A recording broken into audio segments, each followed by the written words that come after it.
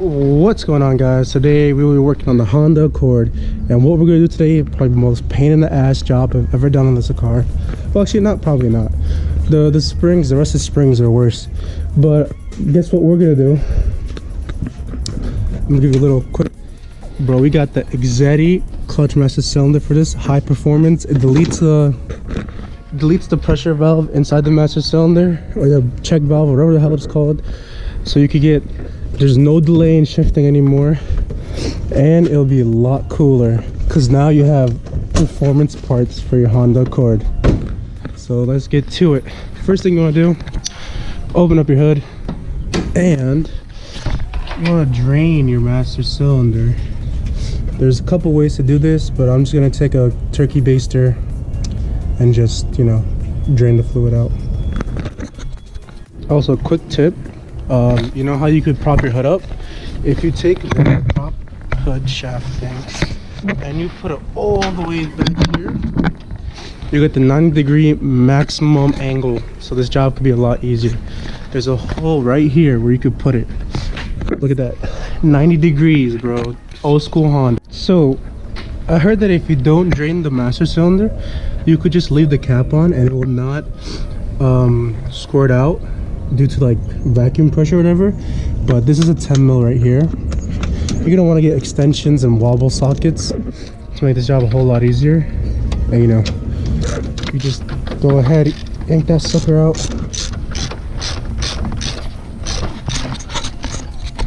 There's a hose clamp here that I take out, and you take out the whole entire master cylinder. I was able to not actually drain this thing. As long as you keep it sideways and the cap on, it's not really gonna drain. Look, I even took it out. I mean, it drips a little bit, but as long as you keep it like that, you don't have to actually drain it. I would push the seat all the way back. Also, quick tip, put out black electric tape so that you don't forget your sitting position, because this car does not have memory seats. Alright, so what you want to do next, pull out this panel, which will give you access to these white clips underneath that will allow you to press on them to take your cover off. Now that we got the cover off, you could either unplug this or just put it back like that. Just for now. And now we should have better access to see what exactly is going on. Let me get the light on for you. Alright. See that cotter pin over there? There's that pin right there that gotta be removed. You gotta slide the pin out. And you should be good on this part. And also there are two 12 mil bolts, one on that side, one all the way on the other side, right there.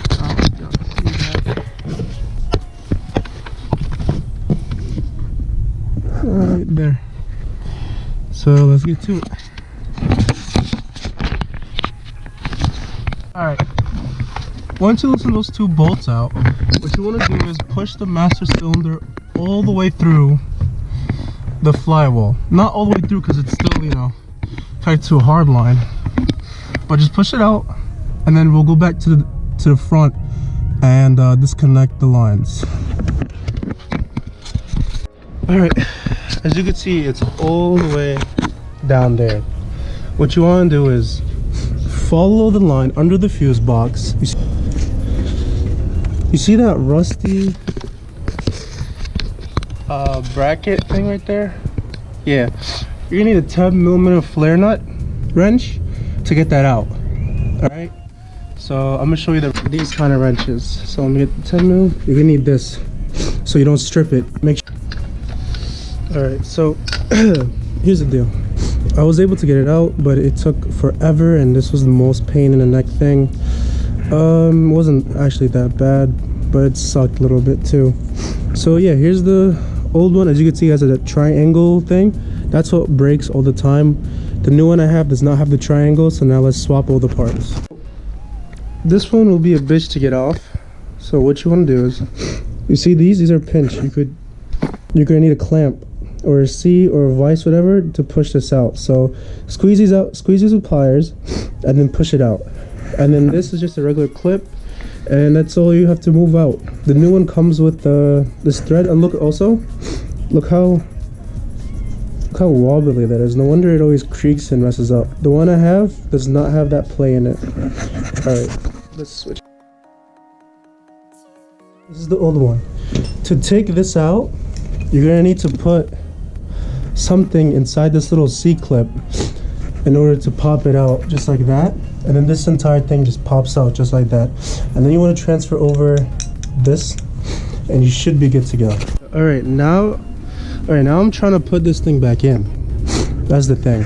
So what I did is I went through here, fished it down like that, all the way back. And as you can see now, it's basically right there. Just right there.